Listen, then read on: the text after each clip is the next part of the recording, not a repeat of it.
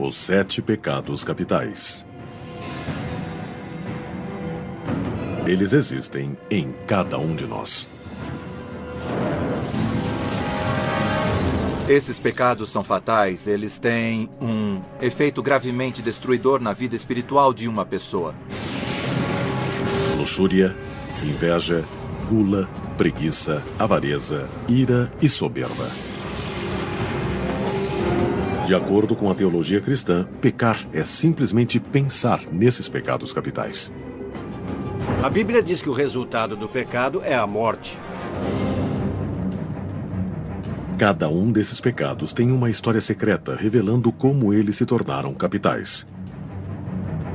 Os 7 pecados capitais tiveram um enorme impacto na história, na sociedade e em nossas almas.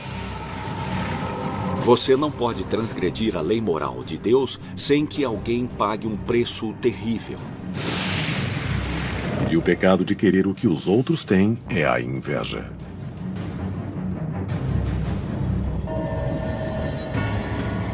Os 7 pecados capitais não aparecem na Bíblia.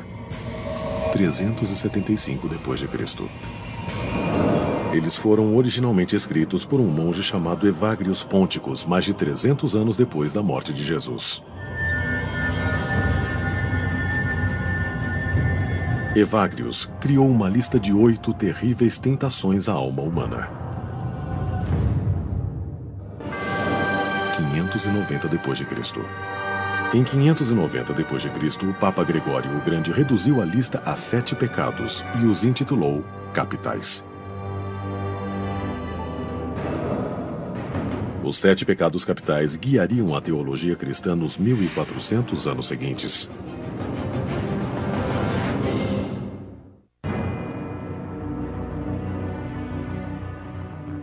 Durante séculos, os cristãos arriscaram a danação cometendo cada um dos 7 pecados capitais. Mas cada pecado tem sua própria tentação, como a inveja. A inveja tem a ver com perceber algo que alguém tem ou uma qualidade que outro indivíduo possui. E o ponto principal está em querer para si mesmo ou então querer que o outro não a tenha. Na lista da igreja, a inveja aparece como invidia, palavra latina significando olhar com malícia. A igreja tirou invídia do nome da antiga deusa romana da inveja.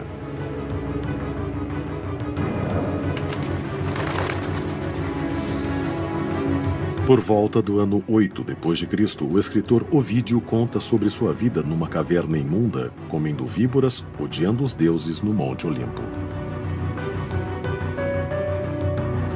A inveja é se ressentir por outros terem uma coisa que você não tem. A deusa da inveja envenena tudo que é bom. Enquanto vagueia pela terra em busca de vítimas, flores e plantações morrem embaixo de seus pés.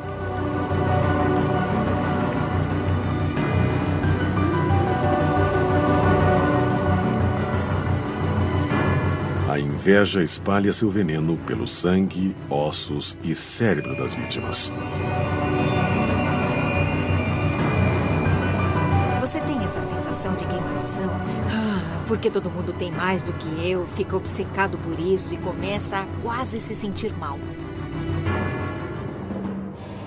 Os deuses do Olimpo desprezam a inveja. E hoje, ela é o pecado capital que até mesmo os pecadores não gostam de mencionar. As pessoas ficam felizes em falar sobre a gula e a luxúria. Fazem piada com elas, contam histórias, leem literatura científica também. Mas a inveja gera desconforto. A inveja, mais que qualquer outro pecado, eu acho, parece refletir uma falha humana que nos incomoda. O pecado da inveja pode ser confundido com o ciúme.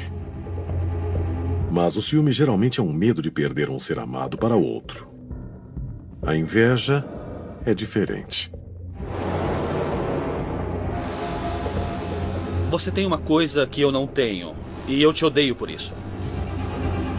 Pode ser algo material, pode ser uma posição, pode ser um lugar e etc. E o que a inveja não pode possuir, ela destrói. Um dos nossos padres costumava dizer, para ilustrar a noção de inveja, que o jeito de você ter a grama mais verde do seu quarteirão é não se dar o trabalho de usar adubo na própria grama, mas simplesmente jogar gasolina na do seu vizinho. É possível que alguns crimes sejam motivados pela inveja. Certos casos de vandalismo são para que a outra pessoa não possa ter a coisa que o invejoso não tem.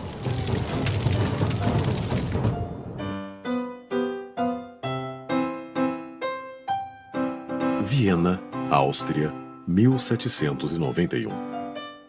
Antônio Salieri era um dos compositores mais bem-sucedidos de seu tempo. Ele era celebrado, admirado e até invejado.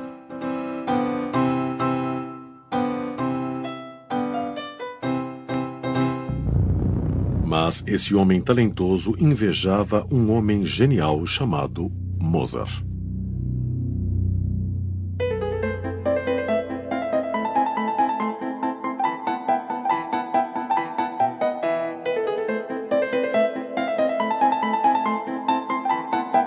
Nas cartas de Mozart a seu pai, ele conta que os compositores da corte em Viena eram controversos e que havia ressentimento com o sucesso dos outros e que alguns deles espalhavam boatos para tentar arruinar a reputação dos outros e diminuir o reconhecimento que recebiam. Se você for devorado pela inveja e ela tem um efeito devorador, ela pode tomar todos os seus pensamentos e suas atitudes. Ela faz a pessoa querer o fim do outro. Quando Mozart morreu aos 36 anos, se espalharam boatos de que ele havia sido envenenado pelo invejoso Salieri. Historiadores não aceitam a ideia de que Salieri foi o responsável pela morte de Mozart. Essa história ainda é ouvida hoje porque acreditamos que há uma restrição social que esconde a rivalidade profissional, mas não precisaria muito para que as pessoas se desmascarassem e revelassem sua animosidade.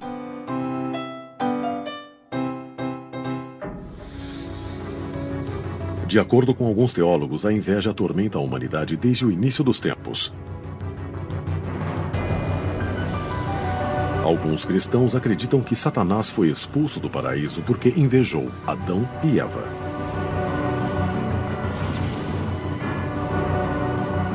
Satanás se recusa a ser guardião da humanidade e é expulso do paraíso.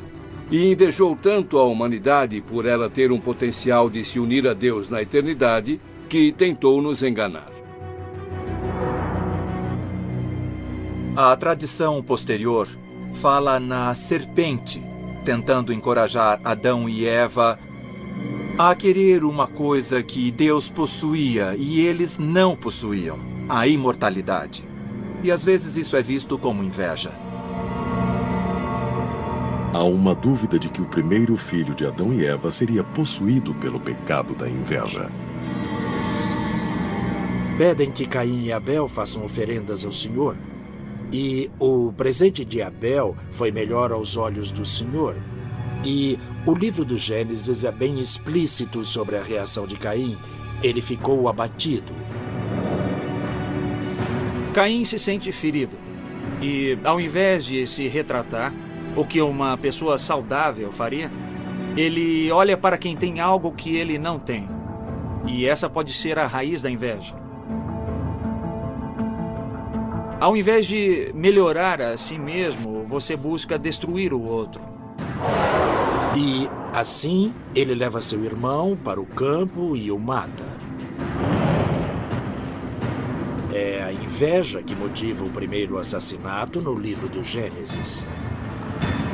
Há várias histórias no início da Bíblia que falam desse tipo de inveja. Na verdade, Esaú e Jacó é uma história de inveja. Ismael inveja Isaac. José tem um casaco de muitas cores e seus irmãos o invejam tanto que o vendem como escravo no Egito. E apesar de seu longo histórico bíblico de dor, a inveja foi deixada de lado nas primeiras listas de pecados. O monge do século IV, Evagrius, que escreveu a lista católica original dos pecados, tinha um total de 8 tentações que seus irmãos deveriam evitar, mas não mencionava a inveja. Isso é uma coisa que existe mais comumente numa cultura em que as posses e o status são definições de quem e o que você é. Então há uma mudança quando as coisas começam a sair do contexto monástico para outras partes. Quando a igreja fez do pecado da vaidade parte do pecado da soberba, a lista de 8 se tornou a lista dos 7 pecados capitais.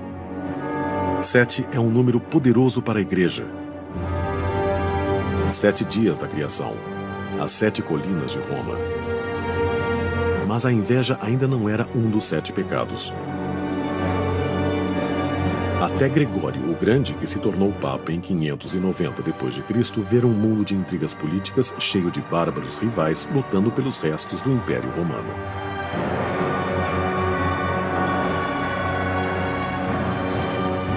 Gregório escreveu: da inveja nasce o rancor, a alegria com a má sorte do próximo e o pesar por sua prosperidade.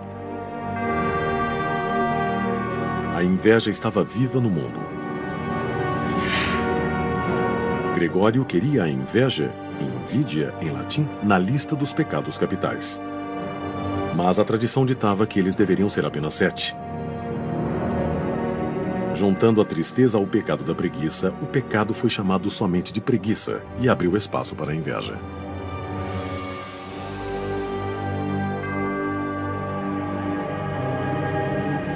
O pecado da inveja se tornou parte da lista do Papa Gregório. E uma inspiração para os artistas medievais como o escritor italiano Dante Alighieri.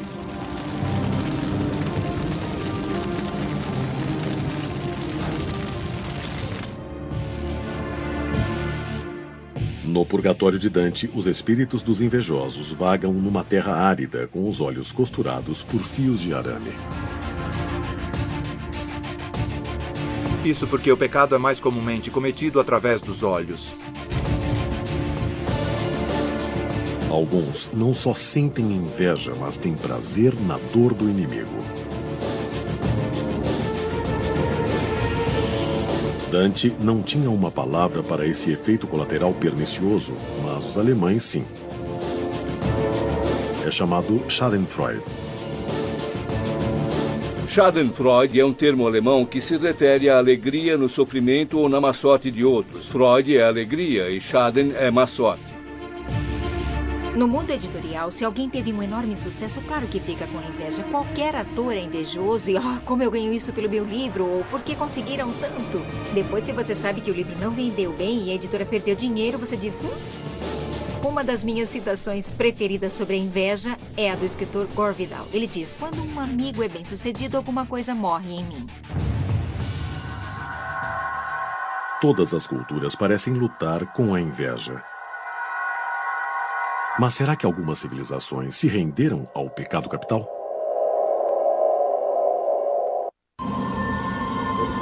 Os 7 pecados capitais são vistos como caminhos para a danação. Considerado um dos mais traiçoeiros é o pecado da inveja. Pelo menos de acordo com a doutrina católica. Mas sempre houve outras opiniões.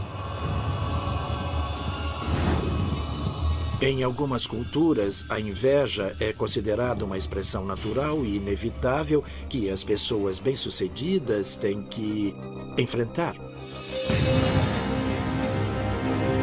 Em torno de 500 a.C., os gregos não consideravam a inveja um pecado mortal, mas uma tática política.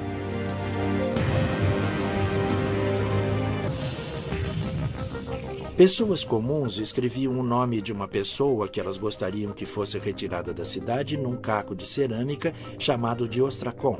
Essa é a origem da palavra ostracismo. E, se bastante gente votasse por uma pessoa, essa pessoa era expulsa de Atenas por um período de 10 anos. O propósito do ostracismo era, em parte, impedir que as pessoas tivessem muito poder político ou punir pessoas que realmente se comportassem mal. Mas havia um elemento que permitia que a inveja também fosse motivo disso.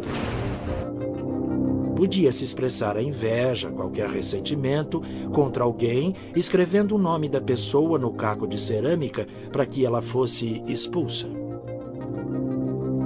Oficialmente, não havia vergonha em sofrer o ostracismo. No entanto, se um cidadão não saísse de Atenas em 10 dias, a penalidade era a morte.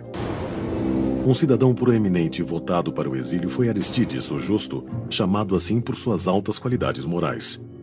Foram exatamente esses atributos positivos que puseram a inveja contra ele.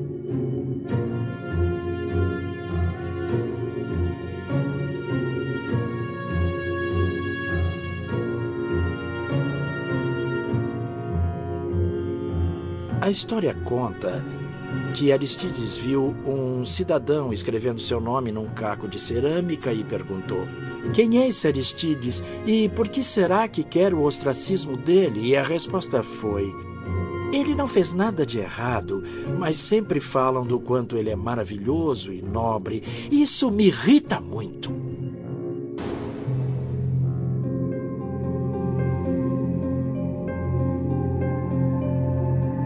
Ao mesmo tempo em que os atenienses exilavam seus cidadãos mais nobres, a lótus do budismo florescia na Índia. Para os budistas, o conceito ocidental de inveja é a combinação de duas palavras.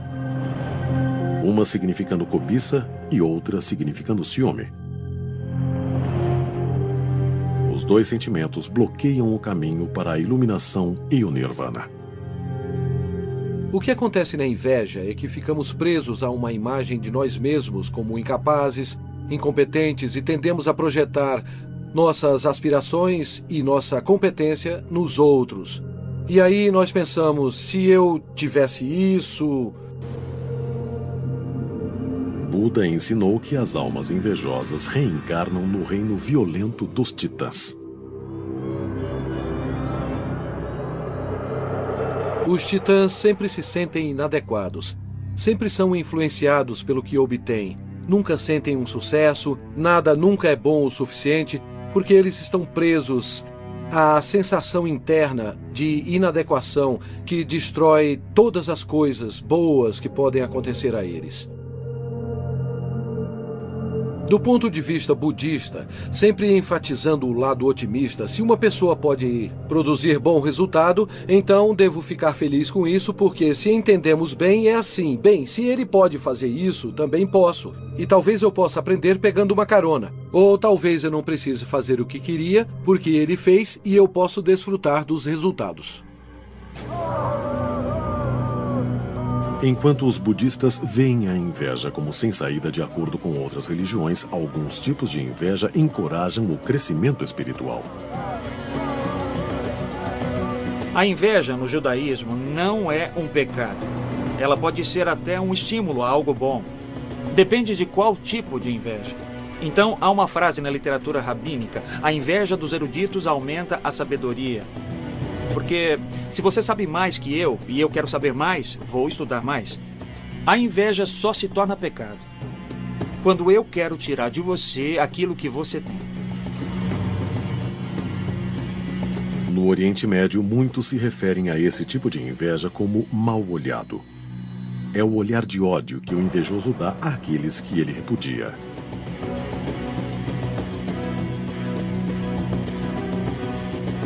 Jesus se refere ao mal-olhado em uma de suas parábolas.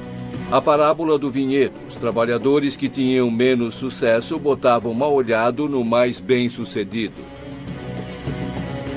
Durante milhares de anos, a melhor maneira de vencer o mal-olhado tem sido olhar de volta com um amuleto especial.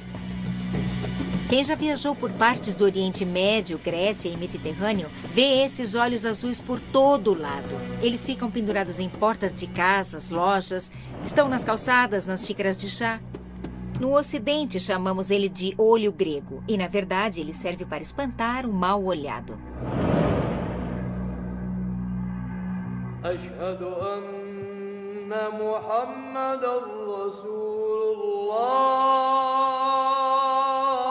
No século VII d.C., uma nova religião poderosa surgiu no Oriente Médio.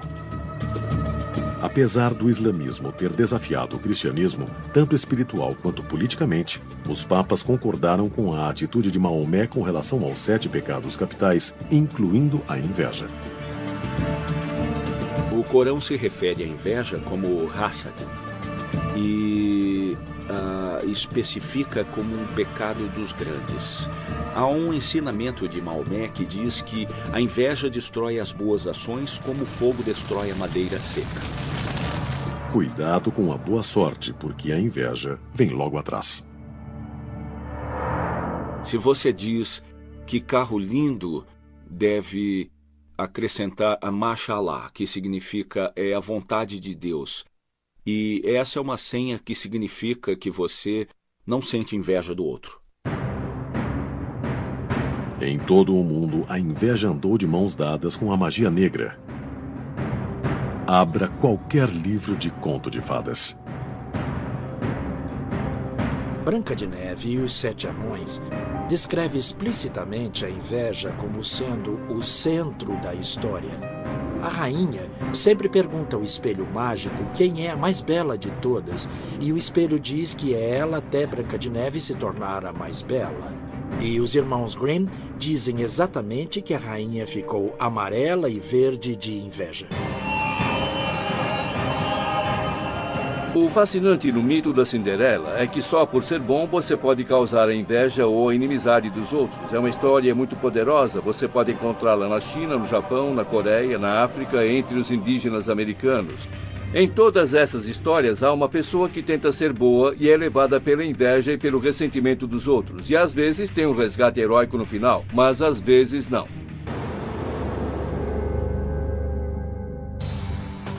A literatura pode nos dar a experiência indireta de sentir inveja ou ser invejado.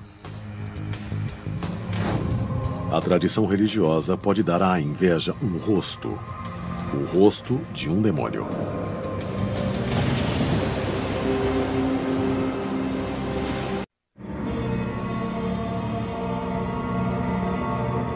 Através da história, escritores tentaram transformar os 7 pecados capitais de conceitos e desafios morais em personagens para colocar um rosto nesses aspectos do mal.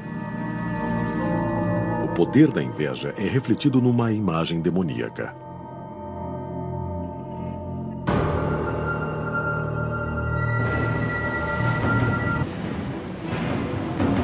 A Bíblia chama de Leviatã, um monstro marinho de tamanho e fúria inimagináveis que só pode ser controlado por Deus.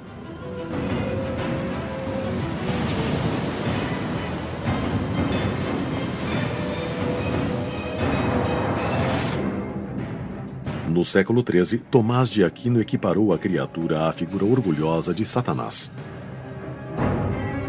Então, em 1589, o conhecido caçador de bruxas alemão Peter Binsfeld nomeou Leviatã como o demônio encarregado da inveja, com vários demônios menores submissos a ele.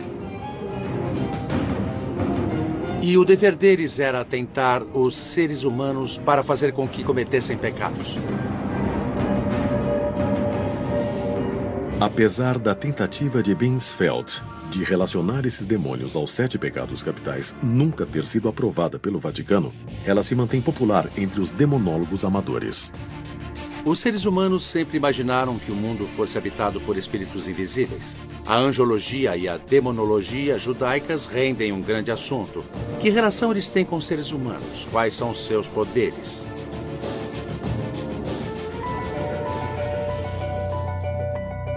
No Velho Testamento, no livro de Samuel, o rei Saul sentiu a influência de um espírito do mal sem nome. O rei encontrou alívio na música da harpa de Davi.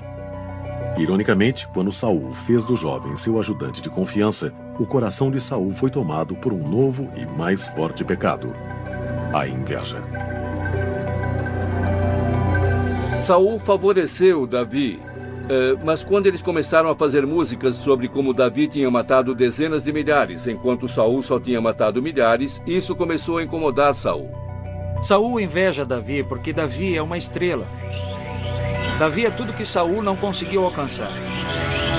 Davi tem o amor das pessoas, tem a promessa de um futuro brilhante. O paralelo a isso pode ser um executivo que tem um subordinado que se destaca e recebe atenção demais. Então ele tenta arruinar esse subordinado. No caso de Saul, ele tentou mesmo arruinar Davi. Na verdade, Saul tenta matar Davi com sua lança. Mas Davi sobrevive à inveja assassina do rei. Ele tem a preferência de Deus e Saul tem essa amargura enorme que vai acabar com sua vida. Mais que qualquer coisa, a tragédia de Saul e Davi é uma história sobre o poder corrosivo da inveja na política e no governo. Em 44 a.C., a inveja política de um pequeno grupo de conspiradores derrubou um governo e mudou o destino de Roma.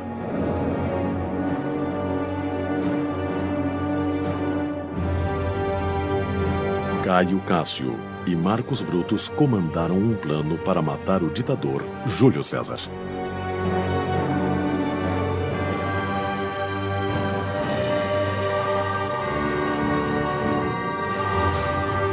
Cássio invejava César e apelou a Brutus. Os motivos de Brutus eram a preocupação com o bem-estar da República, então ele teve um motivo mais elevado, mas foi manipulado por Cássio.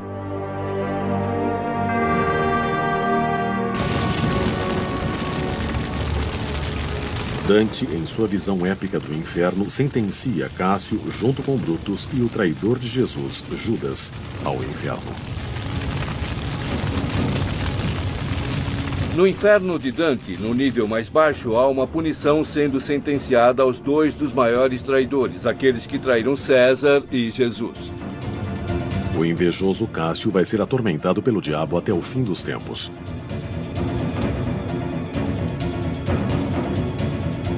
Mas o Cássio literário pode não ser uma imagem exata do assassino histórico. O verdadeiro Cássio pode ter se considerado um patriota. O que alguns viam como inveja, ele pode ter visto como justiça. Há uma relação entre a inveja, a justiça e o ressentimento. Mas sempre há o desafio sobre até que ponto algo se qualifica como um verdadeiro ressentimento ou como uma verdadeira justiça. E eu acho que se você é injustiçado, rapidamente percebe qual é esse limite. 1789. Uma revolução na França prometia liberdade, igualdade e fraternidade. Vários filósofos descrevem as revoluções como sendo motivadas pela inveja. As pessoas comuns que não partilham da riqueza da aristocracia podem ser motivadas a querer que os aristocratas têm, ou a acabar com eles para que não haja mais esse abismo separando as duas classes sociais. A Revolução Francesa levou a um reinado de terror. 40 mil pessoas mandadas para a guilhotina, muitas simplesmente por serem aristocratas, enquanto outras foram traídas pelos rivais invejosos. A revolução devorou a si própria enquanto as multidões se deleitavam na Schadenfreude.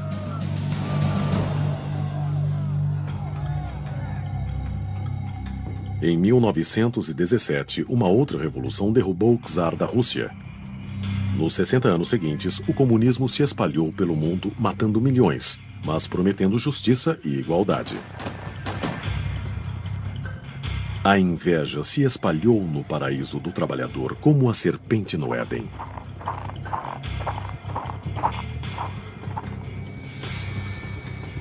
O socialismo se preocupa em manter todos no mesmo nível, dividindo os frutos da sociedade.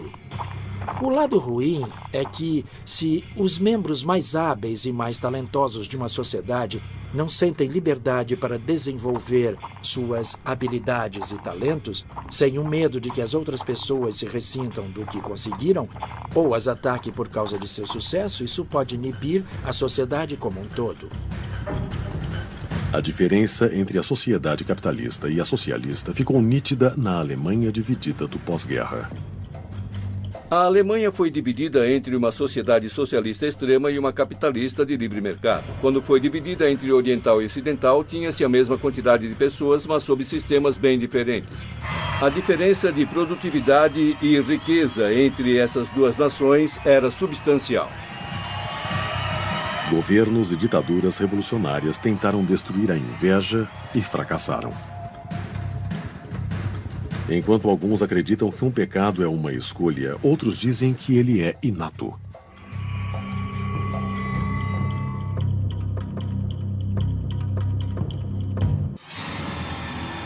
Os 7 pecados capitais. Durante séculos, eles moldaram o comportamento da sociedade. Alguns questionam se os humanos são predestinados a cometer o traiçoeiramente ambicioso pecado da inveja. No início do século XX, um novo filósofo cientista, Dr. Sigmund Freud, afirmou ter descoberto um novo tipo de inveja. Ele acreditava que a inveja era causada não por demônios, mas por desejos sociais e sexuais tão aterradores quanto qualquer demônio.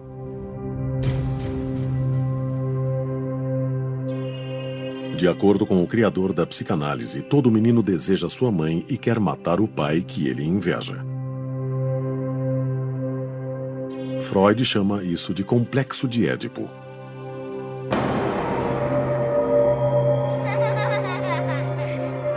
Quanto às meninas, Freud dizia que uma vez que percebem que são diferentes dos meninos, elas se enchem de desejo pelo que nunca poderão ter.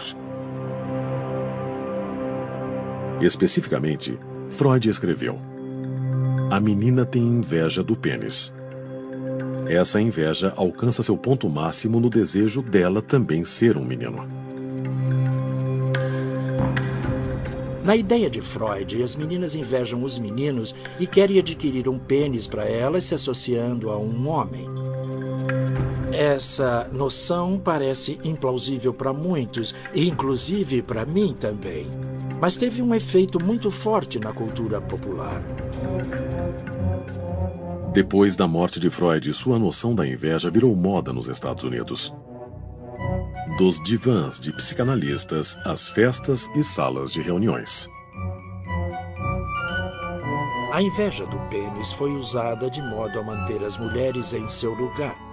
Uma mulher que tivesse ambição, que quisesse sair do papel tradicional restrito da mulher dos anos 50, muitas vezes era desencorajada com o argumento de que, ao invés de ser uma boa mulher, ela estava tentando ser homem, de modo patológico, porque tinha inveja do pênis. Isso era uma maneira de dizer às mulheres: nem pensem nisso. A terapeuta Karen Horney juntou a inveja do pênis à sua própria teoria: a inveja do útero.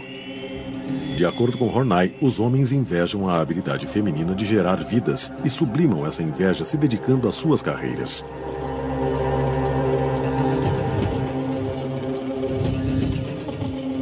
No início do século XXI, esperava-se que a neurociência aplicada pudesse determinar onde a inveja surgia no cérebro humano. Alguns estudos tentaram medir o aspecto da inveja chamado Schadenfreude. Schadenfreude está representada no cérebro numa região neurológica bem específica. É a mesma região da sensação de recompensa. Isso sugere que pode ser um fenômeno bastante básico na biologia humana. Professores de Harvard e da Universidade de Miami perguntaram a mais de 250 pessoas: que situação você prefere e qual escolheria? Digamos que você ganhe 50 mil por ano e todo mundo em volta ganhe 25 mil. Ou você ganha 100 mil por ano, mas todo mundo em volta ganha 200 mil ao ano. Qual delas você prefere? E mais da metade das pessoas disse: Eu fico com os 50 mil. Abro mão do salário de 100 mil. Fico com 50 desde que ganhe 2 vezes mais do que todo mundo. Isso mostra como a relatividade importa para nós. Há quanto tempo a inveja faz parte da formação emocional da humanidade?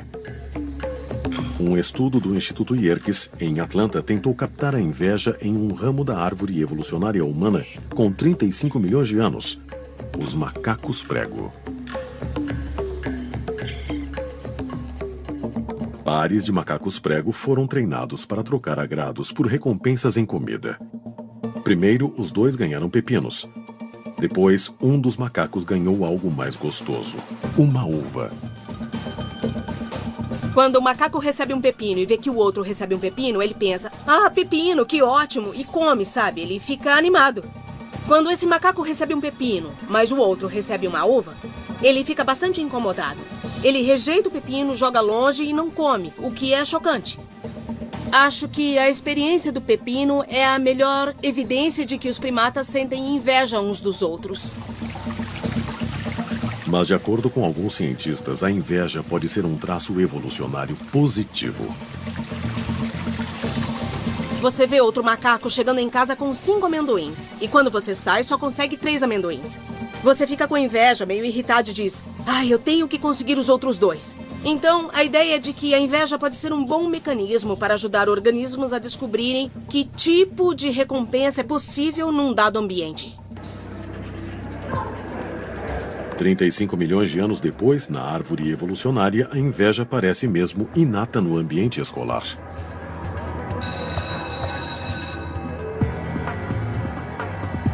Nós temos um drama entre o pessoal. Eles normalmente brigam por coisas desnecessárias e pequenas, então com certeza eu já vi a inveja. O ensino médio é um período na sua vida em que tenta descobrir quem é e passa por coisas diferentes e olha para outras pessoas. Tem as meninas que têm inveja do visual das outras e os meninos que têm inveja dos outros com as meninas e sempre tem aquele que tem tudo. Alguém que chega com roupas novas, essas coisas, ou então um iPod ou um telefone novo, as pessoas olham aquilo e pensam, eu quero isso, eu preciso sair para comprar, ou talvez eu possa roubar dele.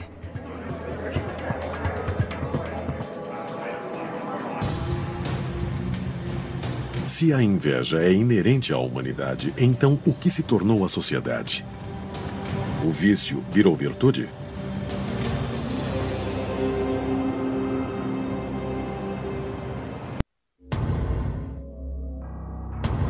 Os 7 pecados capitais. 7 tentações a serem evitadas a todo custo moral. Mas na sociedade de hoje, pecados como o da inveja fazem o mundo girar.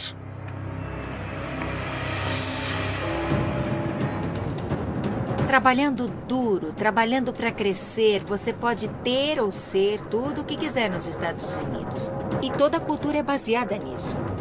A parte feia disso é que, para que tudo funcione, você tem que vivenciar a inveja, tem que vivenciar a sensação de carência das coisas. A inveja pode ser a máquina através da qual o país funciona.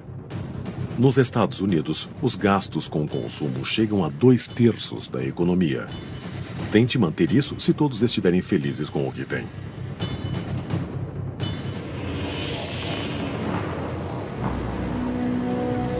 Sociedades ricas tentam encorajar a competição entre as pessoas porque você precisa disso como base para gerar riqueza. E assim criamos pessoas para serem competitivas em nossa sociedade e, como consequência, alimentamos mais inveja.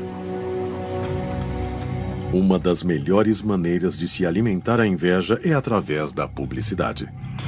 Ainda vemos uma propaganda e pensamos, eu preciso de um carro maior. Ou, espera aí, meu vizinho tem isso, também quero um. Suprir carências e inspirar inveja sempre foi o objetivo das agências de propaganda. Eles usam isso há centenas de anos e dá certo sempre.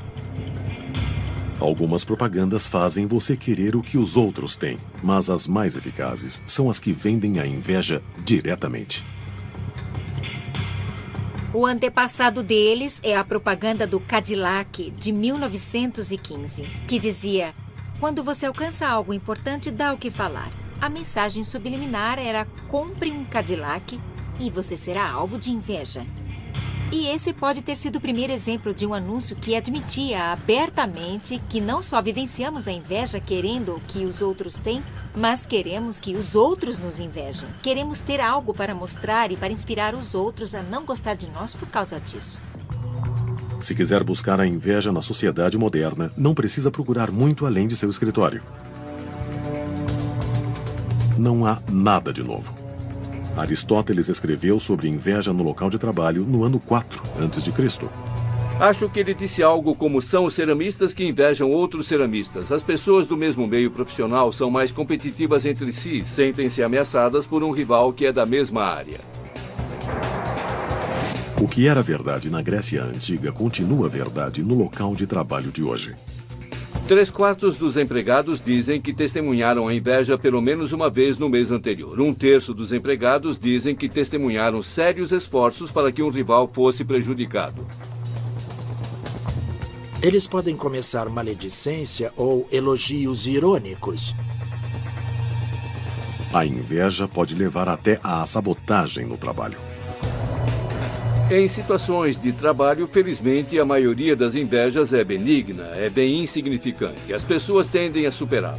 Mas acho que sabotagem é feita de tal maneira que você não consegue detectar. O mundo da tecnologia moderna permite uma certa dose de voyeurismo, criando pontes fáceis para a inveja. Vivemos agora num mundo tomado pela cultura da inveja. E temos a crença bizarra de que, derrubando a sua casa, a minha vai parecer melhor. O que é irracional e psicótico, sabe, ao máximo. A forma de inveja chamada de Schadenfreude às vezes faz das celebridades seu alvo. Em termos de Schadenfreude, Martha Stewart deve ser um exemplo recente. É uma pessoa que foi a julgamento e foi presa por informações privilegiadas, e há uma certa satisfação entre as pessoas que achavam que ela representava um padrão de perfeição. Há um elemento de injustiça nisso, e as pessoas também gostam de ver essas pessoas por baixo. O problema da inveja é que ela é insaciável. Mesmo entre as classes altíssimas, a estratificação acontece. É igual ao pátio da escola de novo. Tinha um cara com um iate de 30 metros numa exposição de barcos e tinha um de 39 metros ao lado dele. Ele disse: "O meu parecia uma sucata." E quando os iates de 120 metros foram construídos, um árabe apareceu com um de 150. Então isso não acaba nunca. Você está sempre nessa roda viva. A inveja do iate pode parecer uma diversão inocente, mas como todo tipo de inveja, pode haver um grave custo social. A inveja é questão de status relativo. Então, ter itens de marca ou de designers, dirigir um carro caro e esse tipo de coisa são maneiras de ostentar seu status, são maneiras de se gabar. E se gabar, se você pensar bem, é uma forma de agressão. Então, é questionável se é ou não uma coisa inteligente para a sociedade. Se algumas nações acabarem possuindo bens cada vez mais escassos, teremos um motivo de preocupação de que a inveja das pessoas de outras nações possa chegar a vários tipos de hostilidades e conflitos em torno do planeta. Pensamos na água, pensamos na comida. Nações que têm esses recursos deviam pensar em como minimizar a inveja dos seus vizinhos. Pensando no futuro, podemos ter muitas preocupações. A inveja pode ser difícil de se definir. Sem ela, não haveria progresso. Com ela, não pode haver paz. É o que parece. E através da história, voltando a Sigmund Freud, a Dante, ao Papa Gregório, à própria deusa romana da inveja, o monstro de olhos verdes continua como uma tentação fatal para todos.